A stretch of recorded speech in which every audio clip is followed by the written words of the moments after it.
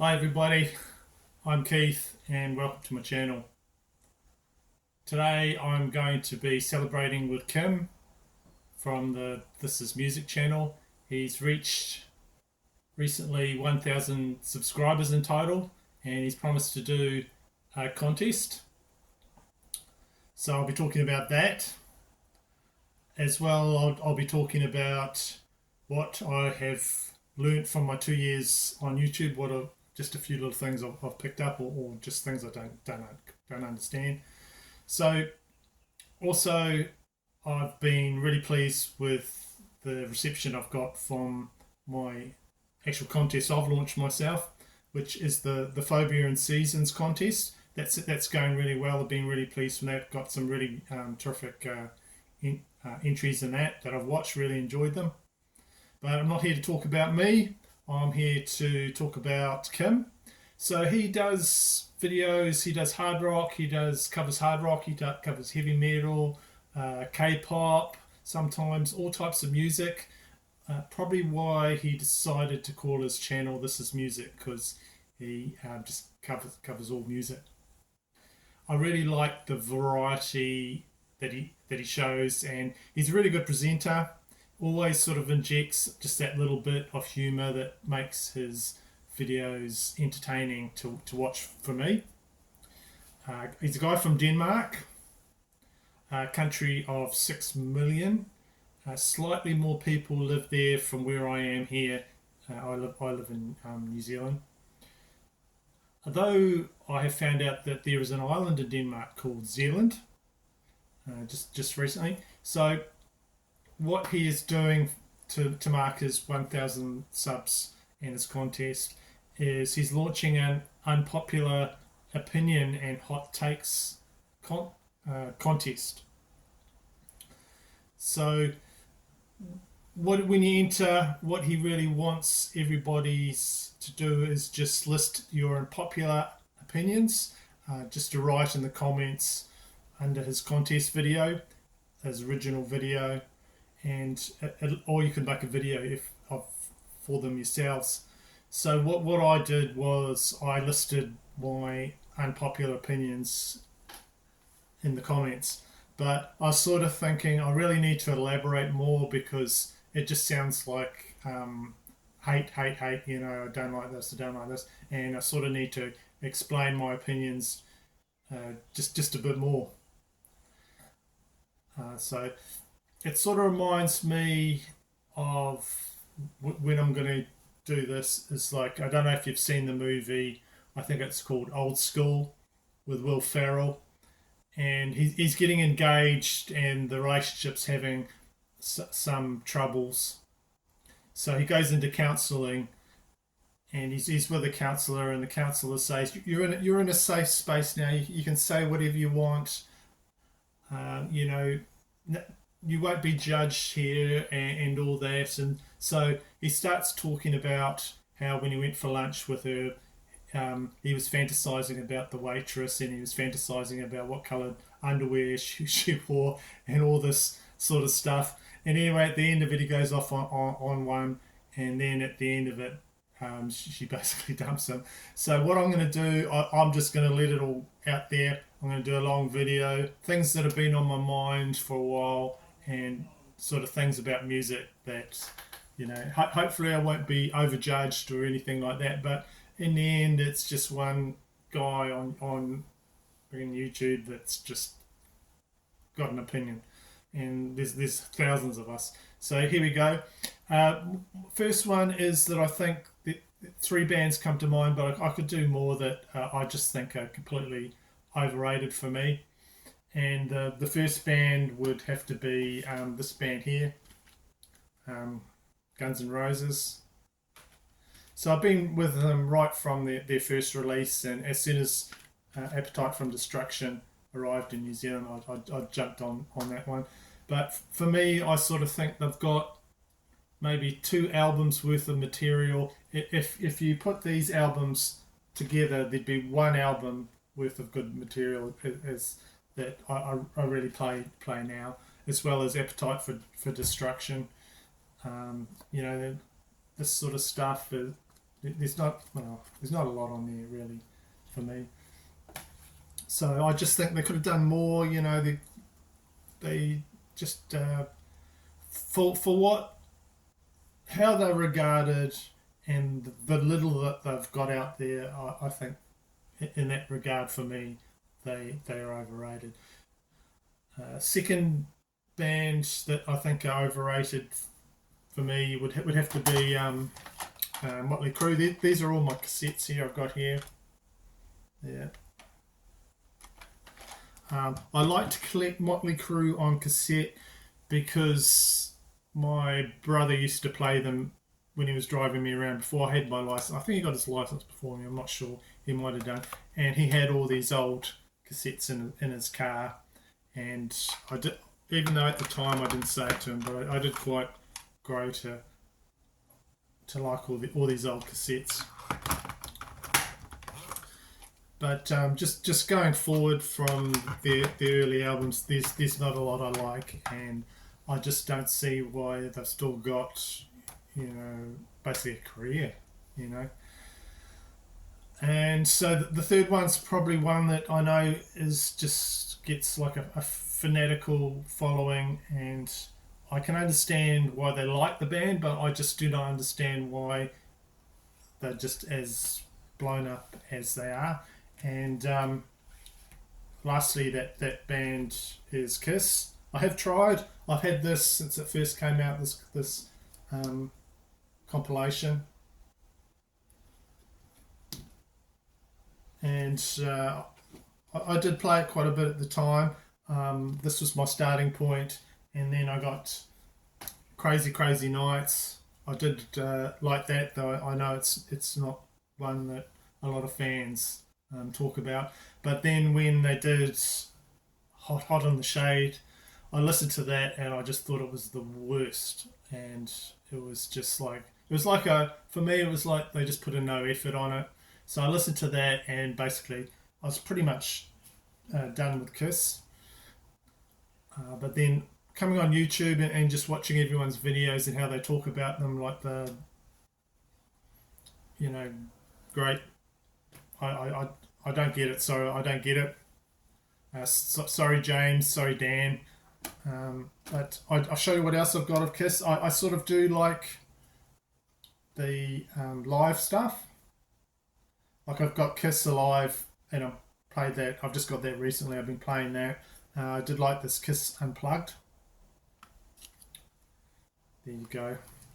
So this is sort of like the old, quite well thought of lineup of Ace Frehley, Peter Criss, Gene Simmons, and Paul Stanley. That's another thing. Gene Simmons sort of ruins it a bit for me. If you look on here, there's all this like massive merchandising just for this CD. Send away. You can get a 440-page book, hardcover, and it's signed, and like $200 US $160 US, nearly $200 Canadian. So I just don't like how they've been over commercialized, and I watched that. This is what really did it for me with Kiss, and that I think it was called Family Jewels. Like a documentary. That documentary show that Gene Simmons went with his family, and he took a fan home to his house, invited a fan round to look at his house, and the fan was like, a massive Kiss fan, and his mind was blown, and he's looking around, and then Gene basically treated him like shite, and I just left a sour taste in my mouth. It sort of made me think, well, I just don't like how he treated the fans and just all the over commercialization of them. So I was out on them. So that's. I just want to explain those comments that I made. So I have tried with Kiss, and I'm trying. I don't know. So the next, I guess it's hot take. I'll be talking about just albums that I think deserve more attention. So Judas Priest Demolition. You got this one, and you've got Jugulator with Tim Ripper Owens. There he is. He's got a bright light coming out of his groin. I don't know why. There he is there. I thought he was great. I thought those two albums were pretty good in my opinion. I actually like this one. I listened to Jugulator a little bit, and I don't think it's that bad at all. You know, like from what I've heard about it, I think those are good albums for Judas Priest. I actually think, another hot take, that Tim Ripper Owens fitted better into Judas Priest than Blaze Bayley did in Iron Maiden. So there you go. That is Kim's contest. So, you know, give it a go. Check out his video, check out his channel, and just make your own comments. You don't have to do a video. You can just comment what, you know, hot takes like what I've done. I hope we can still be friends after all that. There's worse to come. Honestly, there's worse to come. I could talk about other things. So just check out Kim's contest. He's got a great channel, and that contest runs, I believe, to early April. So you've got plenty of time, and I will put down the rules to the contest so you can have a look at that below. So part 2 of this video is, while I'm at it, while I'm sort of talking about these sort of things, I will just talk about kind of a look behind the curtain of what I've done for 2 years on YouTube. And I'm just going to confess all the sins, all the things that sort of I've you know, well, just all the things that I did not know. I started out with, like, did not know anything about it. What I've learnt, the mistakes, some of the things that you know I'll be talking about. You'll go, "Duh, you did not realise that," but yeah, no, I didn't. I had no clue. And many things, I just like someone who's been on YouTube later to explain a lot of things to me. So these are just things I've just been wanting to get off my chest. Now's the time, moving forward. Been here 2 years, and I'll just do that. So the first one is just one I really feel the worst about, and that has got to do with subscriptions to YouTube. I honestly did not realise the importance that YouTubers place on subscriptions to their channel. Had no clue. So YouTube is like a very, very crowded place. There's so many channels, and they're all wanting you to view their videos, you know, just fighting for attention, and they've all got you know, glossy thumbnails and tricks and whatever.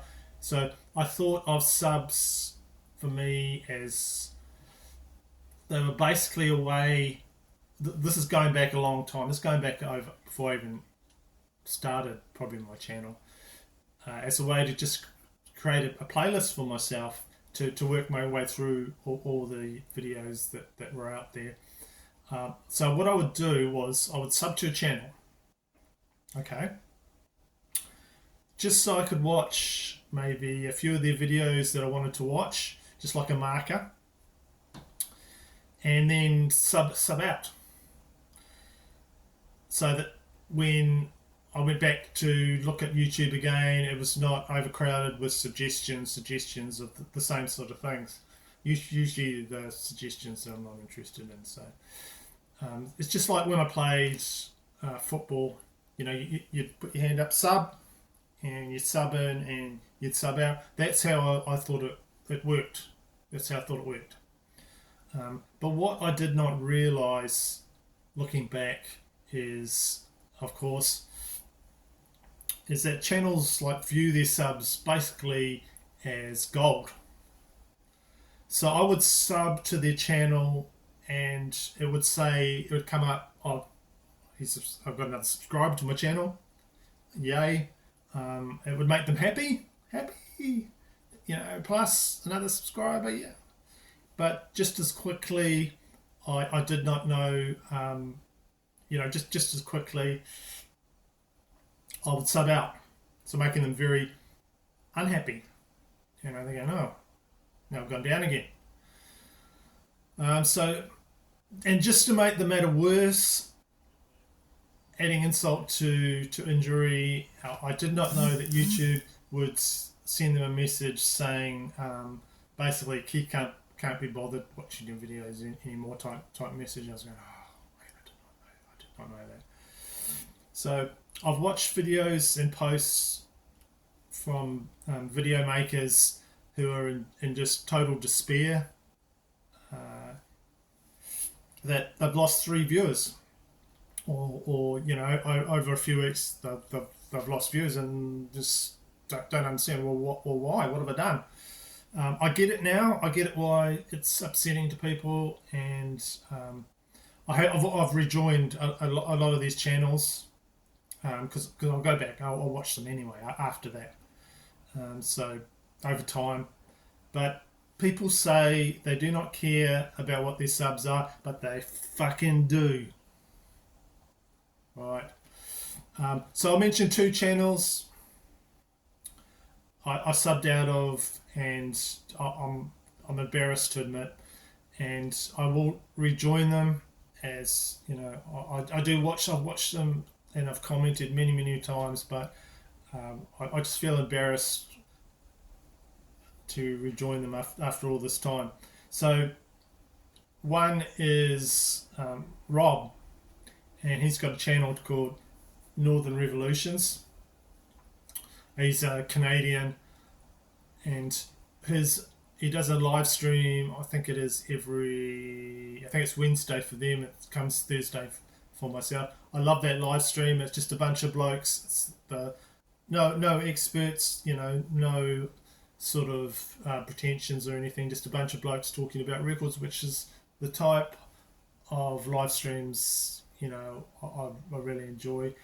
And he was one of the channels that influenced me and made me start my channel. So I feel really bad, but I do not subscribe to him currently, but I'll change that. The second one I need to resubscribe, just confessing, is BVD. Now, he's an Australian metal collector, OG collector, and I thought he was done with his channel because he did not put any content on his channel for quite a while. So I thought, oh, he's gone, so I'll unsubscribe. But the guy's back, and he puts out videos now. So I have to resubscribe to that guy. And the greatest satisfaction or happiness I get is watching him when he shows. He's one of those guys where you watch him showing what he has found, and it makes you happy because he's happy about what he's found. So that's why I love his channel, and I will jump back on him very soon.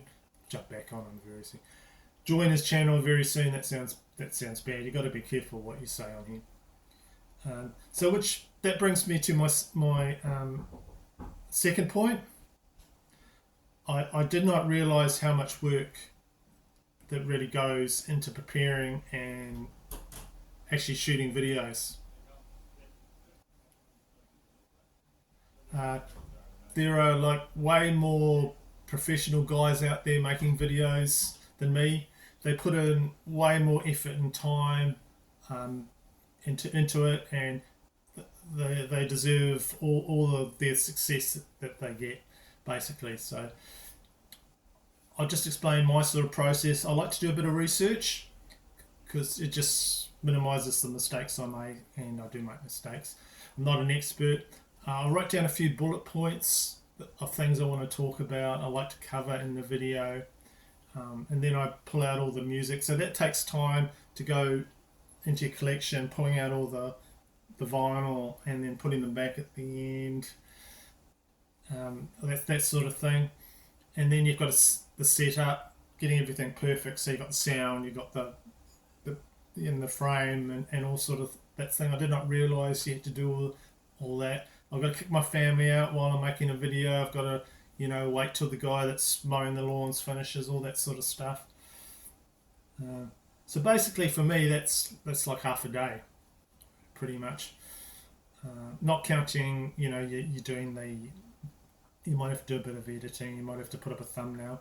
So I keep most of the mistakes that I make in the video type thing. But one thing, and other YouTubers will probably tell you this, the amount of time you put into a video does not equal to how popular it will be. So you can spend weeks on a video, putting it all together, making it as good as you can, and then the one you dashed up in 10 minutes and just forgot about will probably get you more views. So that's, you know, one thing I thought about. So one more point to make, and I'll let you go, is this is my last point. YouTube is just full of bugs, or gremlins, or whatever you like to call it. Basically, comments that I make on other people's channels, regularly, they just disappear. You know, I really make comments and then I'm waiting for maybe a reply back and I don't get one. So I think, well, what happened to my comments? Gone. And videos I spent quite a bit of time on, they just, whatever reason, they won't upload to YouTube. So I don't know if it's getting on a bit. Poor old YouTube's getting a bit old, or, you know, I don't know, but very buggy and very sort of, you know, get problems with it at times. So that can be quite embarrassing as another channel, you know, to give you an example, another channel quite new to me gave me a massive big shout out, which I always appreciate. I thank them in the comments of the channel, and just only to realise like weeks later YouTube had erased those comments. So the guy just probably thought, oh, you know, he's you know, he's got, what do you call it now, ghosting. Yeah, he's not interested. So wasn't the case, but it's just very random how that works. So anyway, that's it. I hope I didn't go off on one too much. I feel much better now. I just got everything off my chest. So that's my video. I could talk further about other things, like how I did not know what VCLT meant for the longest time, or how I do not understand the YouTube algorithm. I don't think anybody does if you look into that. But finishing here and just saying thank you for watching, and also congrats Kim once again on reaching 1,000 subs, and I'll be showing more records and talking more about records in my next video, so thank you.